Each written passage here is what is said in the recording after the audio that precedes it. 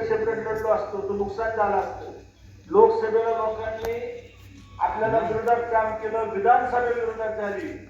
आता पोटा गेल्या 1.5-2 वर्षात म्हणजे रणजित दादा 2019 ला निवडून गेले, 2024 ला जर निवडून गेले असते तर मंत्री झाले असते. त्या मंत्रीच्या माध्यमातून जो निधी आपण माजी आदरणीय रणजित दादांनी डीपीडीसी निवड केल्यामुळं मला डीपीडीसीच्या माध्यमातून गेल्या आदरणीय मामा 2-2.5 वर्षात 17-18 कोटी निधी मिळाला. म्हणजे आम्ही नगरसेवक असताना सुद्धा मला डीपीडीसीचं काम माहिती नव्हतं, पण खासदार दादांनी सांगितल्यामुळं गेल्यामुळं भारतीय जनता पार्टी माध्यमातून काम करण्यास संधी मिळाली. 2024 ला सत्तेच्या वाऱ्यात परत एकदा विरोधात मतदान झालं.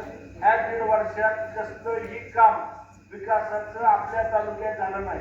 हे इलेक्शन भारतीय जनता पार्टी, राष्ट्रवादी आणि आदरणीय घंटापीठ काही युतीत न लढतोय. खाली सत्ता आहे, वर सत्ता येणाऱ्या जिल्हा परिषद मध्ये सत्ता येणार आहे. आपलं देणारं मत आपल्या विकासासाठी पाहिजे, कारण 75 लाखाचा रस्ता टाकला होता, 8 किलोमीटर बापू रस्ता येतो, त्यामुळे पैसे तर पूर्ण झालं नाही. म्हणजे पैसे जर चांगले असतील, मामांच्या मार्गदर्शनाखाली, आदरणीय दिदींच्या भाऊंच्या मार्गदर्शनाखाली आम्ही दोघं बी चांगलं काम करू. म्हणजे ही 4 प्रमुख कामं करू. कारण प्रचंड अनुभव मामांना जिल्हा परिषदचा आदरणीय भाऊ पण आहेत आणि दिदी साहेब पण आहेत भाजपाच्या माध्यमातून.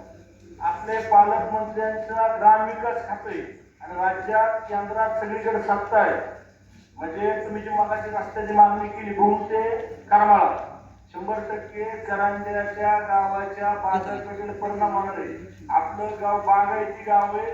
प्रत्येकाच्या सगळ्यात जास्त उसाचा प्रश्न म्हणजे उसाच्या परिस्थिती चांगली, त्यामुळे हा रस्ता खराब होतोय. 100% मामा हे गाव भाऊंना मला म्हणजे 20-22-25 वर्ष झालं माझा लहानपणापासून गावात संबंध आहे. किमान 100-200 मित्र परिवार इथं सगळ्यांच्या कुटुंबात आहे. तुम्हालाही सोडणार नाही, मलाही नाही. म्हणजे ह्या जिल्हा परिषद गटात सगळ्यात चांगलं लीड देणारं गाव म्हणजे केशव तुम्हाला होणाऱ्या मात्र सगळ्यात चांगलं गाव ते पण राहील आपलं. कारण दोघांनाही सारखेच मतदान पडणार, वरखाली होणार नाही. कामं कमी झाले असते पण महायुतीच्या माध्यमातून झाले. म्हणजे मला जे काम मिळलं भाजपामुळे मिळालं, ते भारतीय जनता पार्टीत काम केलंय. कारण माझ्या आधी स्वर्गवासी आनंदराव पवारांनी भाजपा उभं राहावं, भाजपा रुजावं म्हणून काम केलंय. आणि असं काका सरडे असं आज ह्याची फळं बघतोय. भाजप उभं राहिले चांगलं. 2 खासदारापासून 282 झाले, पण 300 झाले. चांगलं काम करून माणसं तयार झाली. ते काम आपलं भाजपाला मानणारं गाव तयार होईल. 100% आदरणीय दिदी साहेबांच्या माध्यमातून आदरणीय मामांच्या 100% गावात चांगली कामं करू. पण ह्या 7 तारखेला चांगलं बटन दाबून बापूने मागे सांगितलं विरोधात मतदान जाऊ नये. कारण 3 प्रमुख गट बरोबर आहेत. किरकोळ मतदान विरोधात आहे. म्हणजे होणाऱ्या मतात टक्केवारी मागाशी तुम्ही सांगितलं प्रत्येकाने आपल्या घरातलं मत आणून केलं पाहिजे. इथं उभं राहिलेल्या सगळ्या माणसांनी जरी मतदान केलं तर 100% 90% मतदान आपल्याला होईल. होणाऱ्या मतात 5% मतदान विरोधात जाईल. मी आणि भरत भाऊ करंजे गाव दत्तक घेऊ.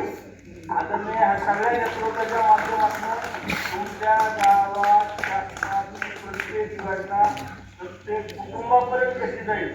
कारण तुम्ही एवढ्या ताकदीने आमच्या मागूब आहे. तर आमच्या विजयाचं गणित ही गाव जर नवीन जोडला असं भाऊ तर या गावा भागाचा विकास करताना आपण हे गाव दत्तक घेऊन चांगल्या पद्धतीने काम करू. आणि एवढा चांगला पाठिंबा या 13 गावात आपल्याला करंजात मिळणार आहे. कुणालाही सोडणार नाही. माहितीच्या माध्यमातून काम करतात. एवढंच सांगेल 7 तारखेला कमळ आणि घड्याळ नाव न बघता फक्त चिन्ह बघा. 2 चिन्हावर कमळावर 1 बटन दाबायचं, घड्याळावर 1. कोणाचं नाव बघायचं नाही. 2 बटन दाबा. चिन्हावर मतदान करताना घरातनं निघताना समजून सांगा. येणाऱ्या 7 तारखेला 7:30 ते 5:30 प्रचंड मताने बहुमताने मतदान करा. ह्या येणाऱ्या 5 वर्षात सहकार्य म्हणजे काम करण्याची संधी द्या. एवढं बोलून माहिती होऊ शकतो. संपूर्ण जय जय.